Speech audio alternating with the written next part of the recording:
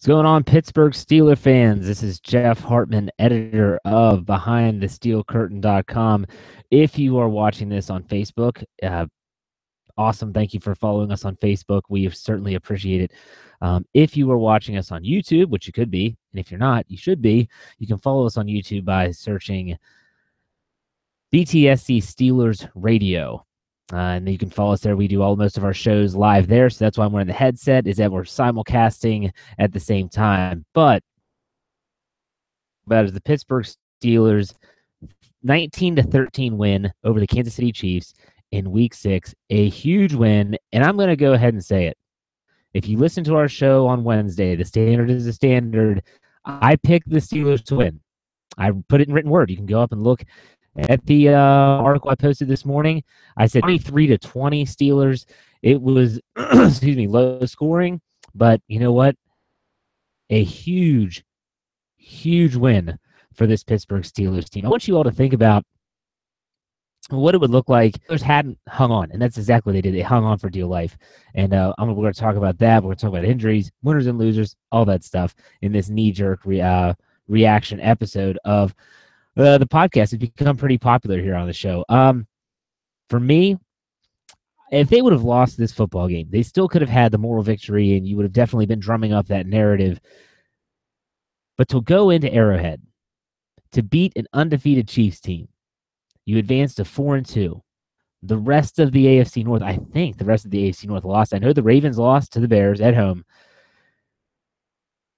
Huge, huge win. We'll play the Raiders on Thursday Night Football in Oakland. And while a lot of people don't want to say, let's calm down, I understand you got to calm down. You don't want to jump to conclusions. But if there happens to be a tie between the Chiefs and the Steelers at the end of the season, if you don't know, I'm going to tell you, it's a tiebreaker. Is the head-to-head win is the first one. Huge victory for the Steelers. Now, a lot of people will automatically say that, well, next week in Week 7, that's a letdown game. But the Bengals are coming to town. Not going to be a letdown game there. Whenever you mention Vontaze Burfict, whenever you mention the Bengals, AFC North team that's going to get your attention. Okay, so what I'd like to see now for those of us that are watching on Facebook, I think are the winners and losers. The winners are pretty obvious. Le'Veon Bell, Antonio Brown. I'd even say Ben Roethlisberger. He made some big throws when the Steelers really, really needed him to step up. Who would be the losers on the team? I had someone on Twitter suggest that Artie Burns in the second half would be a loser. I would understand that. I can understand that absolutely. But who else would be a loser for you? Think about it. Hit us in the comment section of Facebook and let us know who you think, and we can put winners and losers. I find it amazing that the Pittsburgh Steelers defense kept the Chiefs away from a first down. We're not talking. They gave up a field goal because of the team's play between Juju Smith-Schuster and Antonio Brown not fielding the free kick, but other than that, they didn't allow a first down in 10 minutes of the first half, the second quarter. That's impressive. You're on the road. You're playing the hottest team in the National Football League. Absolutely, that is an achievement. So the defense, they'd love to be able to go through and name each and every player, like Vince Williams for trucking Kareem Hunt twice that led to 2 sacks in that final stretch. Mark suggested winner James Harrison in his sack. Absolutely. But no one wants to read a 1,000-word article about every single player that performed well. But special teams. Stewart said special teams were a loser. Jordan Berry did not have a good game. I just talked about the free kick miscue between Brown and Smith-Schuster.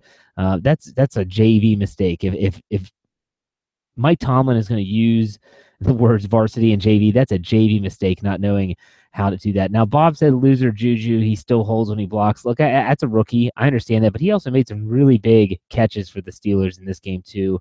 I want to say he was the third on the list for receptions, was really, really good. But yes, the holding calls are certainly something to be worried about. Sam says no losers, all winners. It's tough when you go on the road, and the Steelers have played 4 of their first 6 games on the road. That's difficult. Arrowhead Stadium. But my goodness, it just seems like the Steelers have the Chiefs number. They really know how to play well there. Ben Roethlisberger knows how to play well there.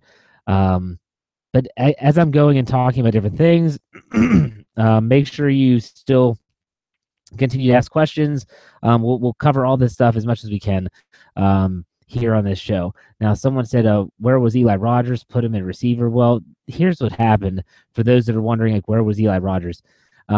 Eli Rogers is a good receiver, but he's also not known for his blocking. Juju Smith-Schuster, even as a rookie, is a better blocker than Rodgers. And so they obviously ran the ball so many times, only threw it 25, ran it 37. They want to get their blockers in to position, and they ran a lot of heavy formations. That means you're bringing in, well, before Gilbert got hurt, Marcus Gilbert, we'll talk about his injury in a second. Before all, you were having Juju Smith-Schuster and Antonio Brown in there, maybe Martavis Bryant. Those are your blockers. Brown's a good distraction if you're going to run the football. And Roosevelt Nix played a lot in this game. So Vance McDonald is a lead blocker. There just weren't a lot of opportunities where they wanted 3 or 4 wide receivers on the field. So I think Eli Rogers is going to be a player down the stretch. I think the lineup you saw today, including James Harrison, certainly is going to be the line the next few weeks, if not longer, barring any injuries. Cesar says Mike Mitchell, loser. He said to say it. I don't know. And he got called for roughing the passer, which was an obvious call. But Mike Mitchell made plays, and none of them necessarily signed out, or you would see on the stat sheet. I mean, if I'm going to say Mike Mitchell's a loser for that, say that Artie Burns is the loser for his ridiculous, horrible defense in the fourth quarter when he gave up the touchdown pass. So with all that said, Mike Mitchell needs to, as Todd says, he needs to play under control. But at the same time, I'm on the losers list because of that. So we have, Barry's talking about Mike Mitchell. He said he does that too often. He's an emotional player, and if you follow the Steelers, you know he is an emotional player. He leaves his emotions on his. Ultimately, he is a guy that is someone that's going to be a player for the team. He's better than J.J. Wilcox because he knows the system inside and out. Ultimately, Mike Mitchell is not going to be on the losers list for me. Let's see here. Harrison's a winner, absolutely, and he didn't play them in any snaps. I'd have to go back and check. I didn't log his snaps myself. I have to look at the snap counts, and I would have to say that James Harrison absolutely is a winner. So Bo James says Ben is 7-1 against the Chiefs, and all I heard all week was how they were dead, and the Chiefs don't want to see Pittsburgh. They always play well up there. No, absolutely, you're right, Bo. Ben Roethlisberger is very good against Kansas City.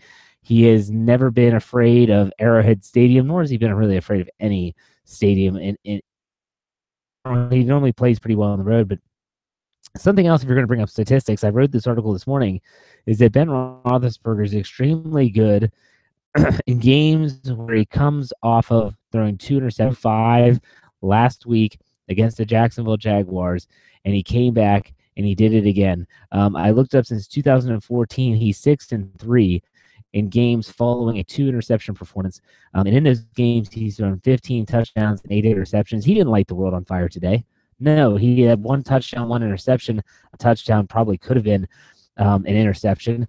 But at the same time, Antonio Brown quit on that slant, and if he catches that, he could have been off to the races as well. You just never know. It is what it is. A good performance by Ben Roethlisberger. It's not something that this article, I didn't really talk about it too much, but it just posted after the game finished, was I think the Steelers offense, especially Ben Roethlisberger, they're trying to find there's a new recipe for success in Pittsburgh.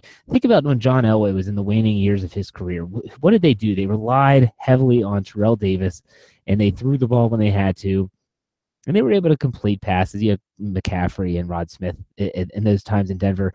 I think that's kind of the recipe for success for Pittsburgh down the stretch too. I think that they absolutely could run the ball with Le'Veon Bell. And in the offensive line, even with B.J. Finney and even with Chris Hubbard, when Gilbert left with his re-aggravated hamstring injury, you really did see the Pittsburgh Steelers offensive line prove they can be a running, pound-it offensive line.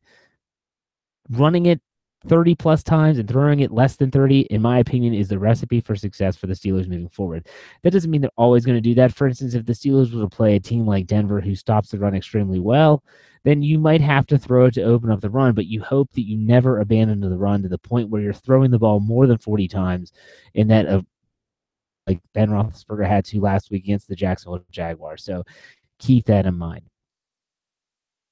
Dave says black and gold. The Steelers need Mays, a very emotional player. He definitely does seem to have that knack of getting the Steelers fired up, the defense fired up. They were on fire today. And I understand that, but when it mattered most, Sean Davis played a tremendous game. I thought his best game of his NFL career so far. That pass breakup on fourth down was absolutely enormous.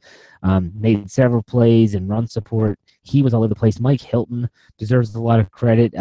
He didn't really light up the stat sheet like he has, but ultimately he was really, really good. So again, if you have any losers that you're thinking of that you want to think this guy could be a loser, go ahead and put him in the comment section. If not, I think everyone should just be hitting that like button because the Pittsburgh Steelers just beat the undefeated Kansas City Chiefs. Personally, I run the Behind the Steel Curtain Facebook feed. I run the Twitter account. I've been hearing from Chiefs fans all week about how good they are and how crappy the Steelers are. Well, you know what? How's that L taste, Kansas City? You know, you got the great barbecue. I wonder how that loss tastes. That's my personal perspective. Real quick, though, let's talk about some injuries. Mike Tomlin recapped some of those injuries after the game in his press conference. Marcus Gilbert re-injured his hamstring, so it wasn't a separate hamstring injury. Re-injured it. This is not the first time that he's tried to come back and has had a re-injury. In my opinion, the Steelers would be wise to not only sit him against the Bengals, sit him against the Lions in week 8, and then give him the bye week off. That after that bye week, he would be more than capable of being completely healed. The risk of re-injuring that hamstring would be very, very low. That would be ideal. We'll see how it goes. I plays this week. It would be maybe a modern miracle, but at the same time, see how it goes. Other injuries, Vince Williams left the game inside linebacker with a hip injury. He was on the sideline but did not come back into play. Tyler Matakevich, or Dirty Red as they call him, came in and filled in nicely. He's just not as dynamic as Vince Williams is. It'll be interesting to see how their linebackers in the upcoming week against the Bengals if Vince Williams is unable to play. Vince Williams said on social media following the game that he's fine, that he'll be okay. But at the same time, the ultimate factor here is how much does he practice, and that's a case. It's always the case with the Steelers. Frank, I think he put it is for real. I think the defense, this Pittsburgh Steelers defense, is really, really good. They're a team that the pass defense is number one, and I've been the first person, if you followed us here on Facebook or YouTube or on our iTunes account, that has said they haven't been tested yet. Well, you know what? The big play offense of the Kansas City Chiefs certainly was a test for the Steelers, and I think they passed that test with flying colors. They absolutely look good. They look suffocating. Stephon Tuitt had a huge game. He was in the backfield. He basically just backfield. And the Pittsburgh Steelers win. It was ugly at times, 19-13. Great win for the Steelers. They're 4-2 as they get ready for the Cincinnati Bengals at home in Week 7. With that said, I thank everyone that follows us on Facebook. If you're watching on YouTube and you don't know about our Facebook feed, you can find us there, facebook.com/Behind the Steel Curtain. If you don't want to follow us on YouTube, you can. We're always looking to add subscribers. I'd like to have 200 by the Bengals game. We're at 121, I think. You can go to YouTube and search Steelers Radio. And if you haven't found us on iTunes for all of our podcasts, you can do so by searching The Standard is the Standard. And we at least get 3 for all you black and gold fans out there. The Steelers win. Huge win. It's going to be a great week on the website because of it. I hope you check us out behind the scenes next time. Hopefully, knee-jerk reactions after their second straight win, and another way they beat the Bengals. The Bungles, I should say. I apologize. We'll see you next time. Bye.